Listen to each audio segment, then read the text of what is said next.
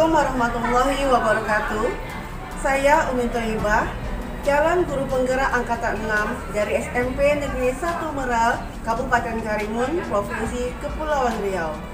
Berikut ini saya akan memaparkan mengenai kesimpulan dan refleksi saya mengenai filosofi pemikiran pendidikan Ki Hajar Dewantara.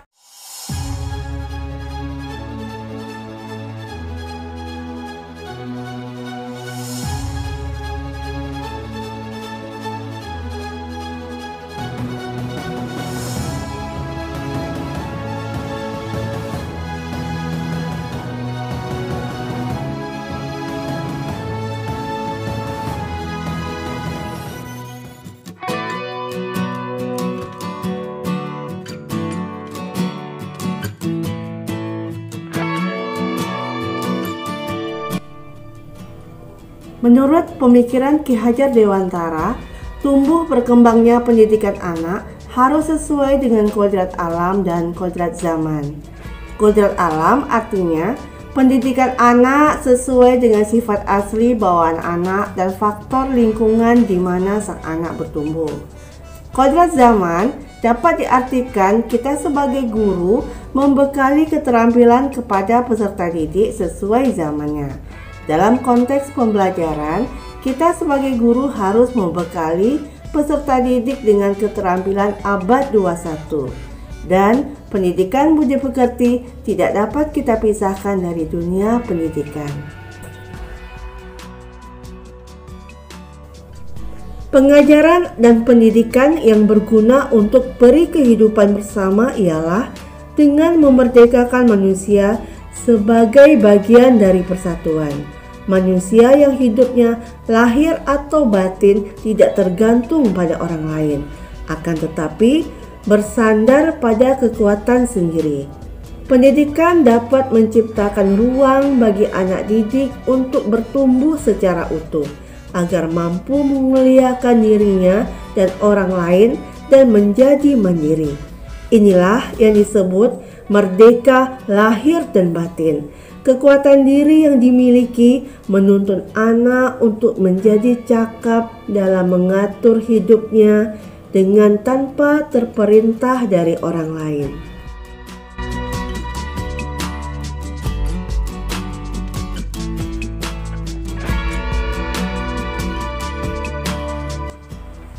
Wahai guru yang budiman, anak didik bukanlah mainan. Mereka semua perlu bimbingan. Kita tuntun mereka agar tak kehilangan angan, sesuai dengan kodrat alam dan kodrat zaman. Pendidikan budi pekerti jangan kita lupakan.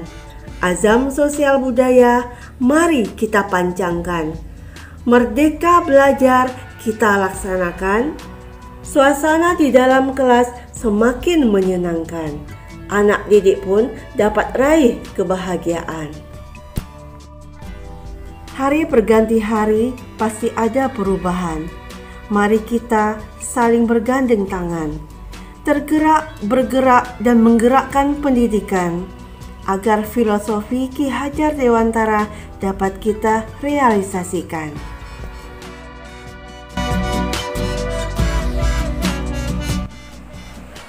Sebelum saya mengenal dan memahami apa itu filosofi pendidikan Ki Hajar Dewantara, pembelajaran yang saya lakukan di dalam kelas cenderung berpusat kepada saya sebagai guru dengan metode ceramah yang lebih mendominasi. Jadi peserta didik hanya duduk diam mendengarkan saya menerangkan di depan kelas.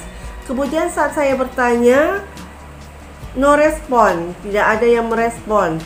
Ada yang merespon satu atau dua anak, itu pun mereka malu-malu mengungkapkan atau menyampaikan pendapat mereka.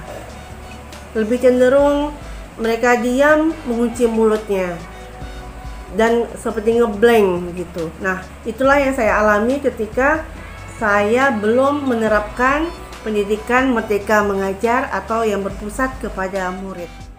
Setelah saya mempelajari kurikulum merdeka, baik itu melalui platform Merdeka Mengajar maupun melalui pelatihan yang dilandasi dengan filosofi pendidikan Ki Hajar Dewantara, maka secara berangsur-angsur proses pembelajaran yang saya laksanakan di dalam kelas mulai mengalami perubahan dari yang dulu menjadi ke arah yang lebih baik. Ada beberapa hal perubahan yang terjadi, antara lain model dan metode pembelajaran yang saya gunakan sudah mulai bervariasi. Kemudian ada games atau ice breaking yang saya terapkan di dalam kelas. Dan peserta didik saya beri kesempatan untuk mengemukakan pendapat. Kemudian sebelum mulai pembelajaran, kami adakan kesepakatan kelas antara peserta didik dengan saya sebagai guru agar tercipta pembelajaran yang nyaman.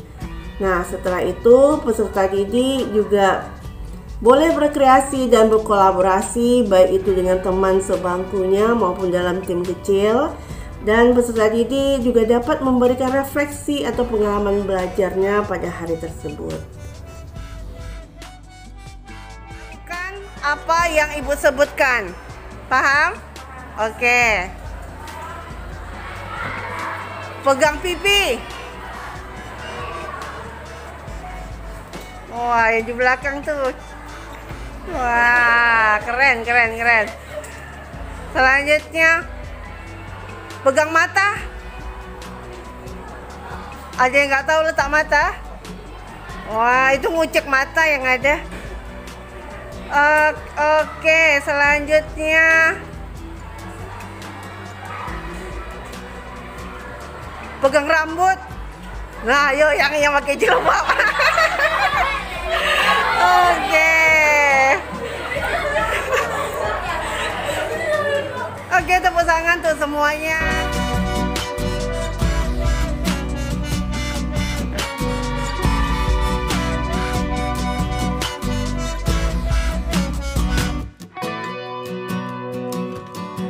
Matematika hari ini sungguh menyenangkan karena di kelas kami ada games yang seluruh siswa bisa berpendapat.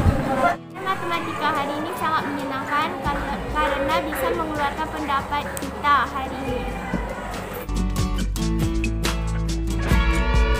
Proses pembelajaran di dalam kelas yang mencerminkan pemikiran Ki Hajar Dewantara antara lain membaca doa setiap memulai pelajaran di pagi hari untuk jam pertama dan di setiap akhir pelajaran pada jam terakhir sebelum pulang. Mengucap salam kepada guru setiap di awal dan di akhir pelajaran yang bukan merupakan jam pertama. Bersalaman dengan guru sebelum pulang sekolah di jam terakhir. Mengangkat tangan sebelum berbicara atau menjawab pertanyaan dan berbicara setelah dipersilahkan. Nah, setiap peserta didik mempunyai kesempatan yang sama untuk memberikan pendapatnya.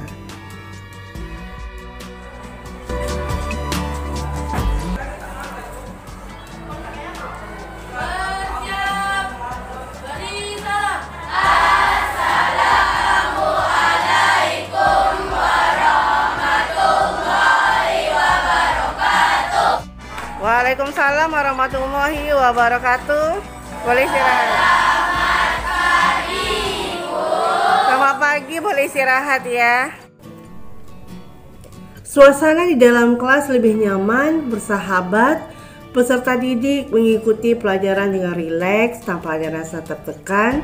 Rasa percaya diri peserta didik pun sudah mulai tumbuh, dibuktikan dengan antusiasnya peserta didik untuk menjawab pertanyaan guru. Peserta didik juga sudah terbiasa berkreasi dengan memberikan contoh-contoh nyata dalam kehidupan sehari-hari terkait materi pelajaran. Dan mereka bisa berbagi ilmu dengan menjadi tutor sebaya dalam kelompok kecil dan membimbing teman dalam timnya.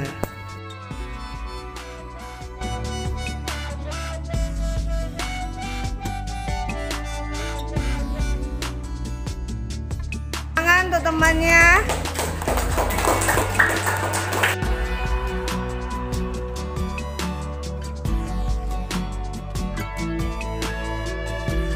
Iya, tepuk tangan tuh Vino. Ternyata matematika sering dijumpai di kehidupan sehari-hari. Sungguh enak gulai gurami bersanding dengan sambal belacan. Filosofi Ki Hajar Dewantara sudah kita pahami, wahai guru, mari kita terapkan. Demikianlah pemaparan saya. Atas perhatian dan dukungannya saya ucapkan terima kasih. Wabillahi taufiq wal hidayah. Assalamualaikum warahmatullahi wabarakatuh.